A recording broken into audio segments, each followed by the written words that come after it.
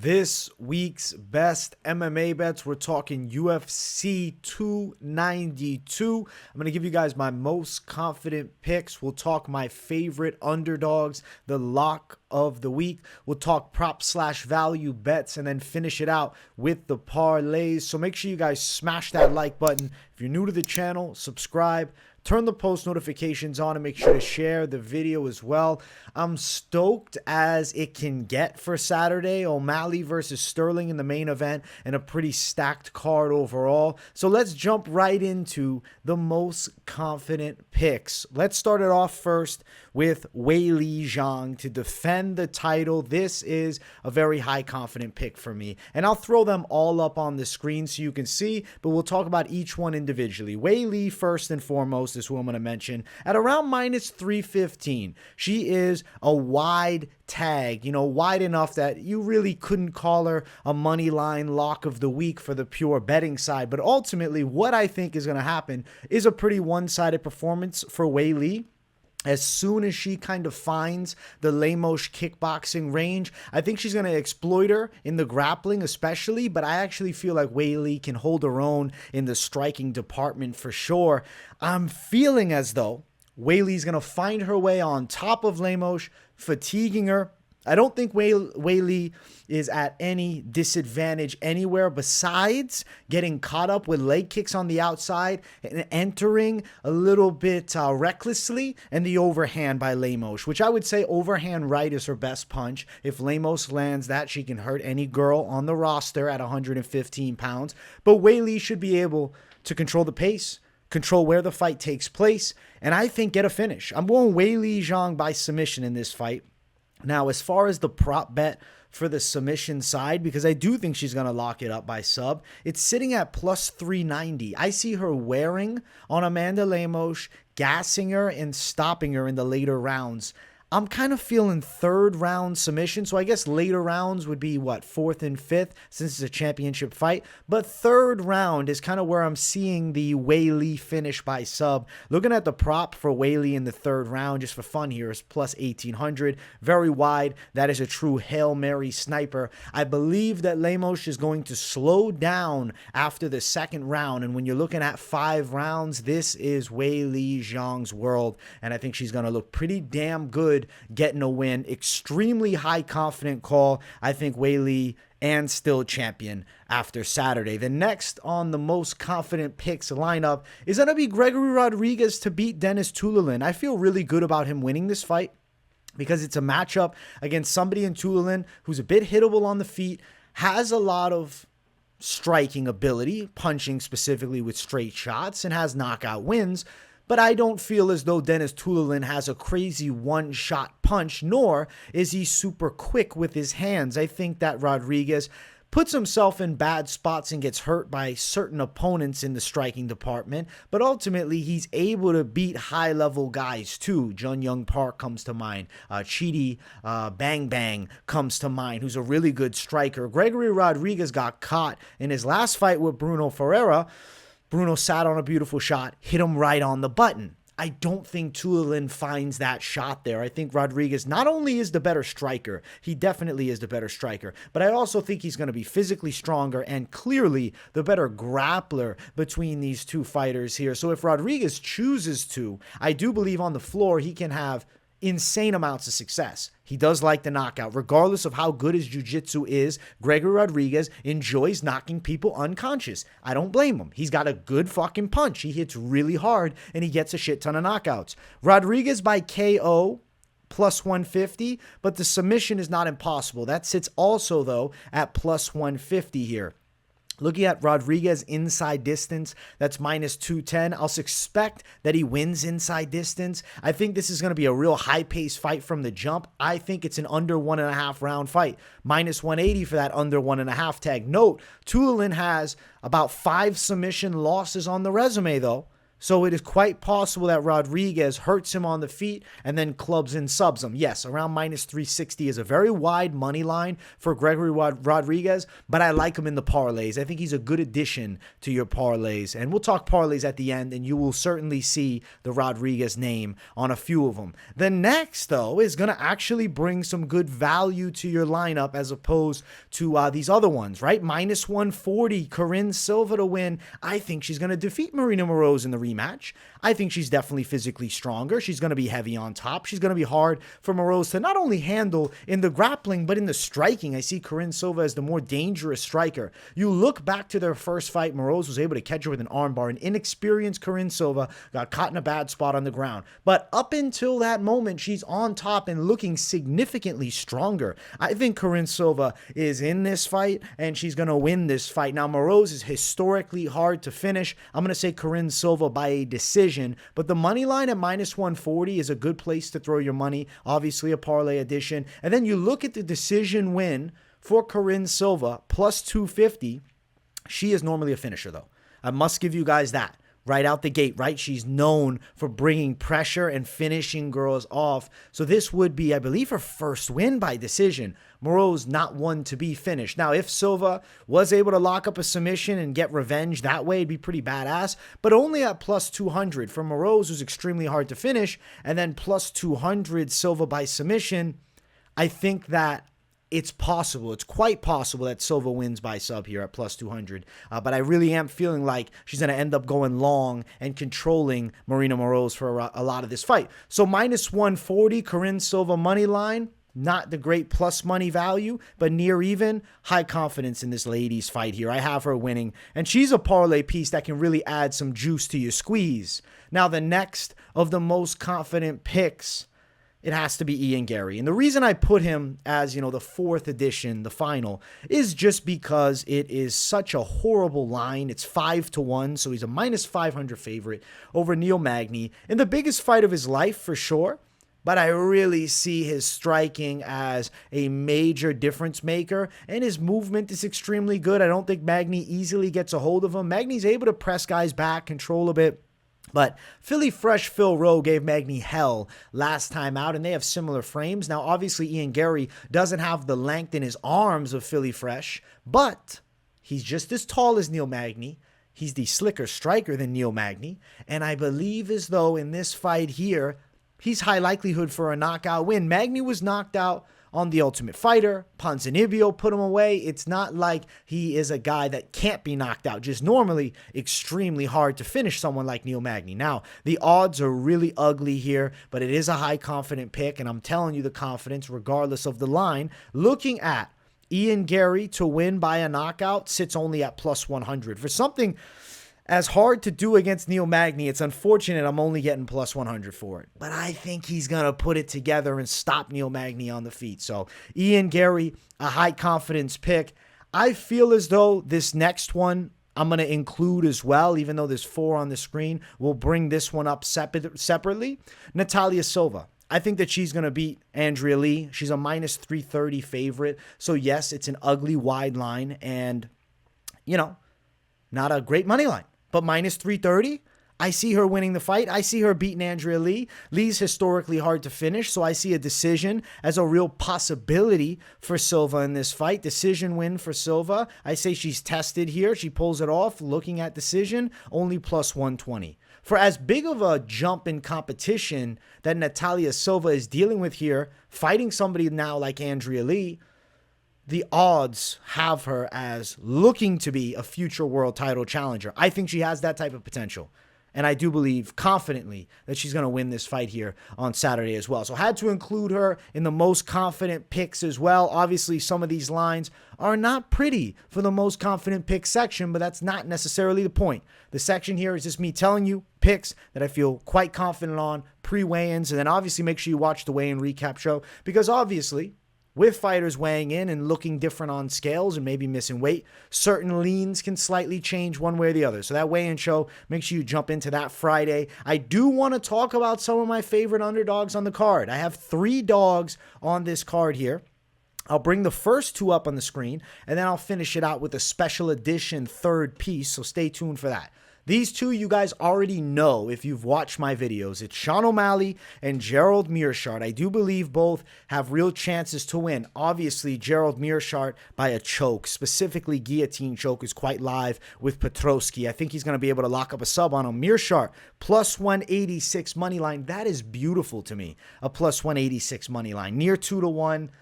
Even though Petroski's beaten a lot of guys, he's not overly impressive each and every fight. He's winning hard-fought decisions, and then obviously he strangled Maximov quickly, who's no longer with the promotion.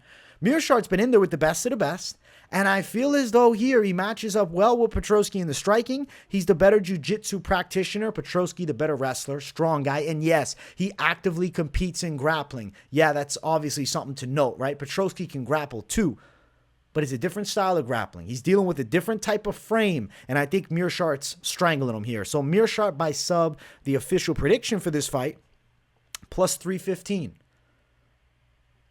Pretty solid.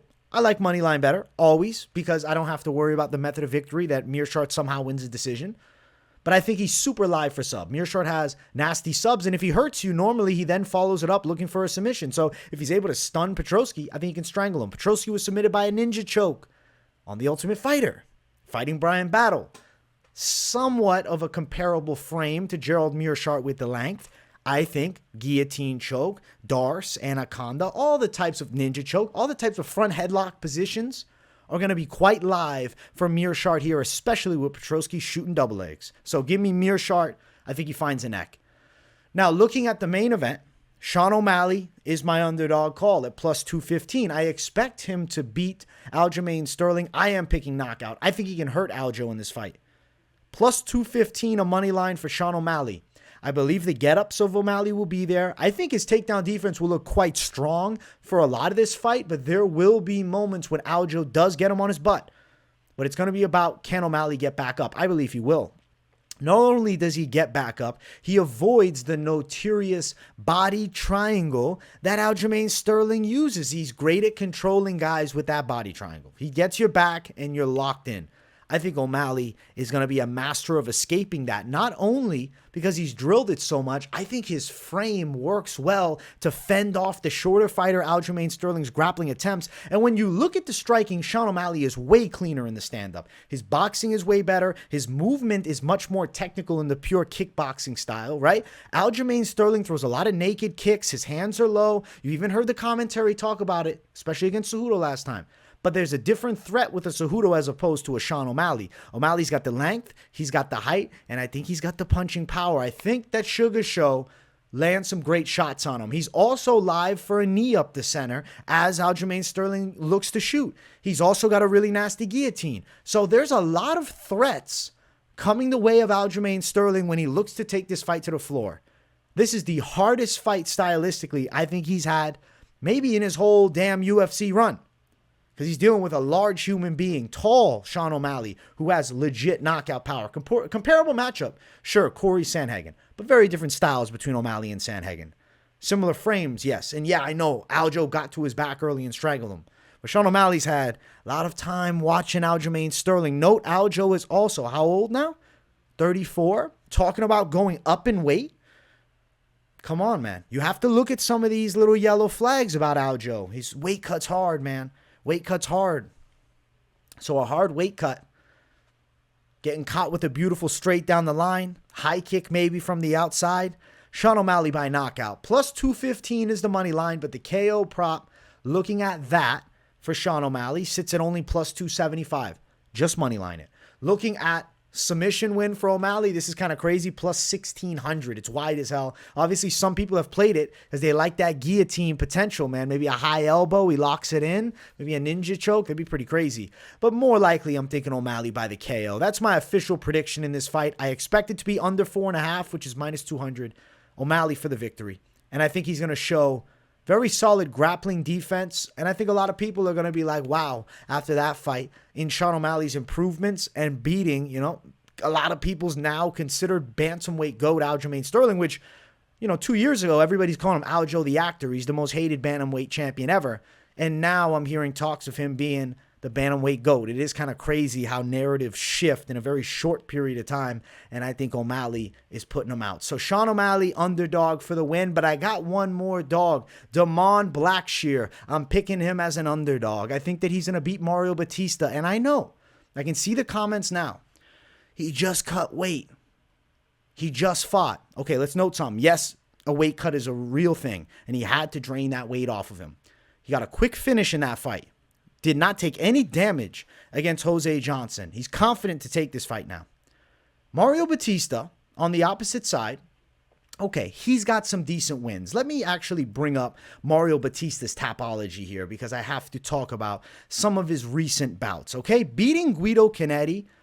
All right, Guido's, an OG vet, but he was 10-8 coming in. I'd pick Damon Blackshear over him. Okay, beating Benito Lopez, I'd be picking Damon Blackshear. Beating Brian Kelleher, I'd be picking Damon Blackshear. Beating Jay Perrin, I'm picking Damon Blackshear. He didn't finish Jay Perrin either. Mario Batista is being overrated, man. I'm telling you, he's 12-2. The record's good. He's bullying these guys. He's got strong wrestling. Trevin Jones knocked him out. Trevin Jones knocked him out in 2021. It's not like he hasn't been beaten before. I think in this fight here, man, Damon Blackshear is live as hell. In the striking, I see him as better. In the grappling, I think that he's more dangerous. I'll be real with you guys. If this fight would have been announced before Monday where I did Moneyline, I might have called underdog lock of the week Damon Blackshear because I really like the stylistic matchup. And now to address the weight cutting concerns, I know through the grapevine, Damon Blackshear is not a guy that walks around super, super heavy for 135. He's under 20 pounds away from the weight cap, right? He's walking around 152. So this should be a guy with the build to switch and transition and take a short notice fight and make weight on point without much problem, man. I would love to have seen it at a 140 catch weight, but I think Blackshear still makes 135. He's a young enough guy where I think he rehydrates beautifully, and I think he's beating Mario Batista plus 185 Blackshear. I have no submission prop right now, but I'll tell you this. In the striking is where he can do damage as well. I think he's also better on the ground than Batista. He got the twister this past Saturday. He's riding a ton of momentum and a $50,000 bonus. I'm saying he gets the win here and pulls it off over Mario Batista. Damon Blackshear, underdog, high confident dog. I'm feeling damn good about it. I like Blackshear a lot. And I feel like as a dog here in this matchup where I think he's just being completely overlooked, I'm looking at Mario Batista's resume, and sure, he's got a decent enough wrestling game. He's strong, but he's been knocked out. He's been submitted. Sandhagen subbed him. Blackshear's got the capabilities to pull it off, and he's improving. He's a young guy improving constantly and just coming into his prime now. I think he's taking out Batista. So give me Damon Blackshear as the final of my favorite underdogs. And let's jump into the lock of the week.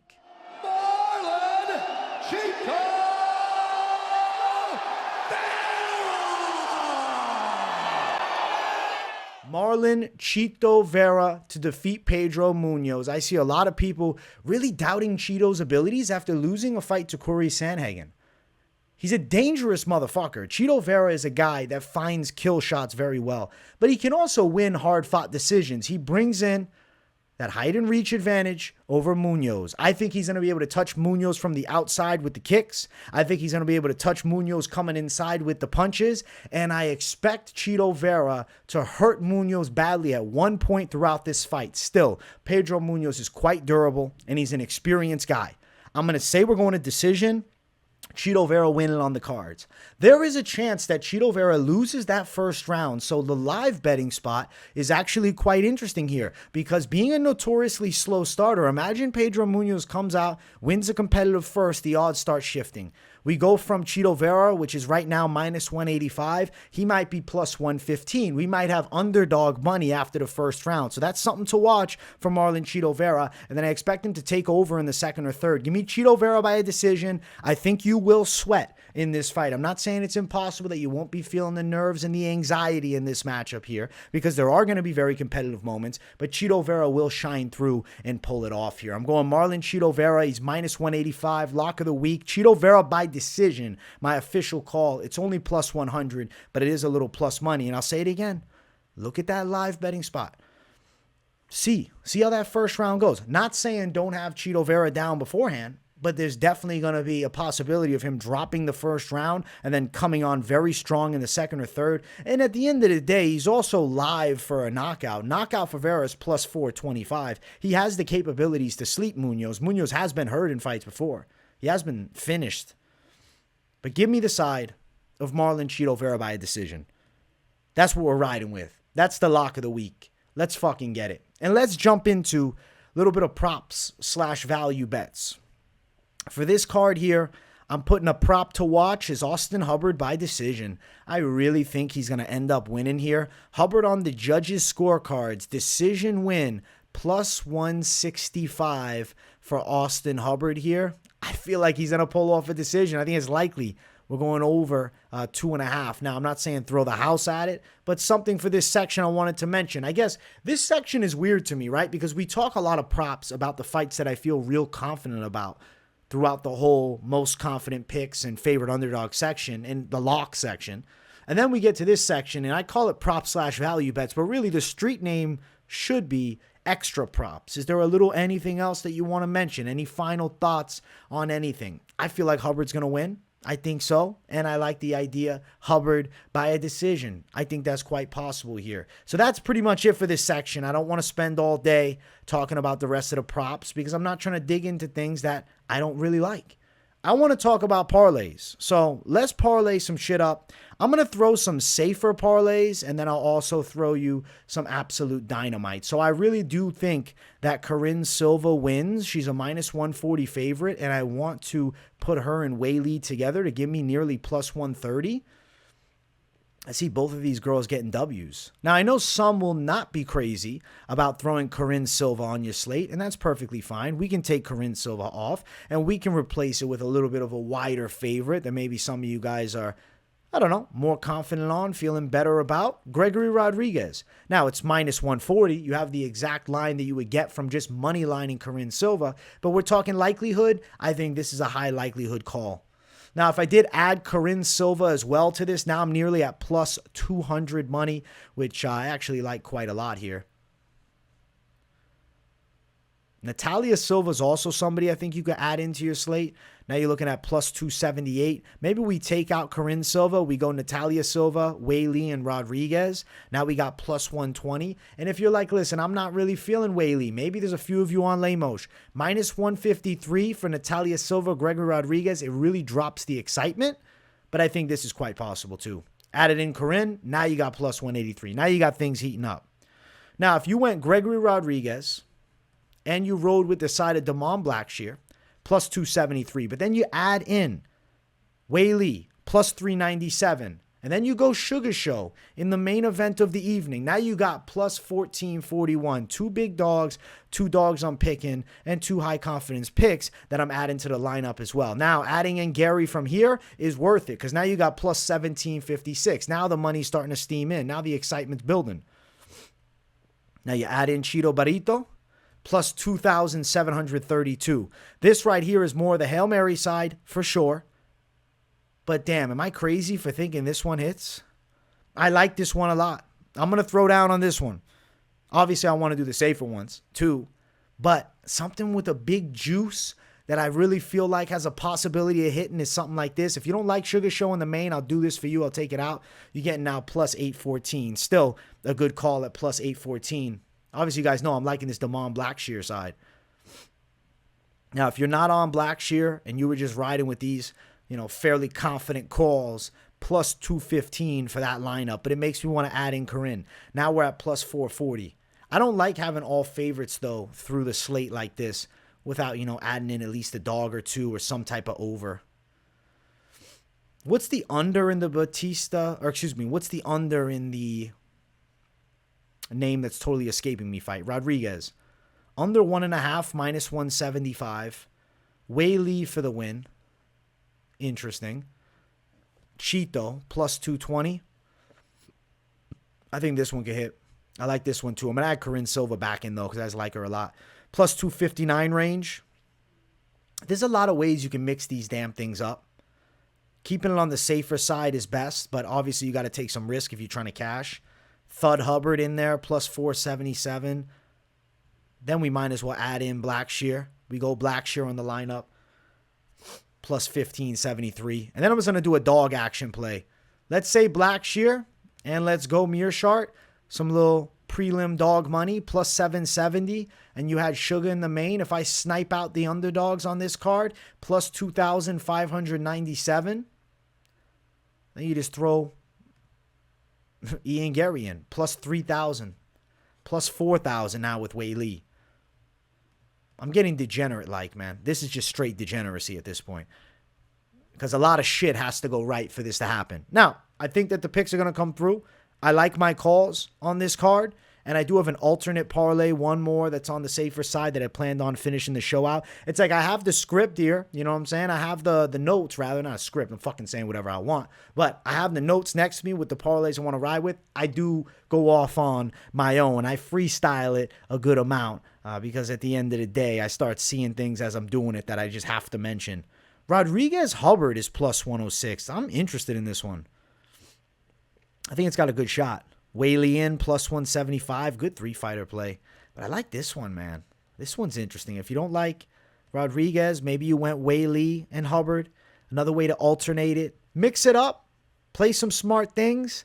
And let's cash on Saturday. Guys, I hope you enjoyed another episode of this week's Best MMA Bets. You know I love the UFC pay-per-view cards. 292 bringing fire with 2 title fights. I look forward to it. I'll be live for the whole card, so make sure you tune into the Fight Companion. Smash the likes here, and if you're new to the channel, subscribe and turn the post notifications on.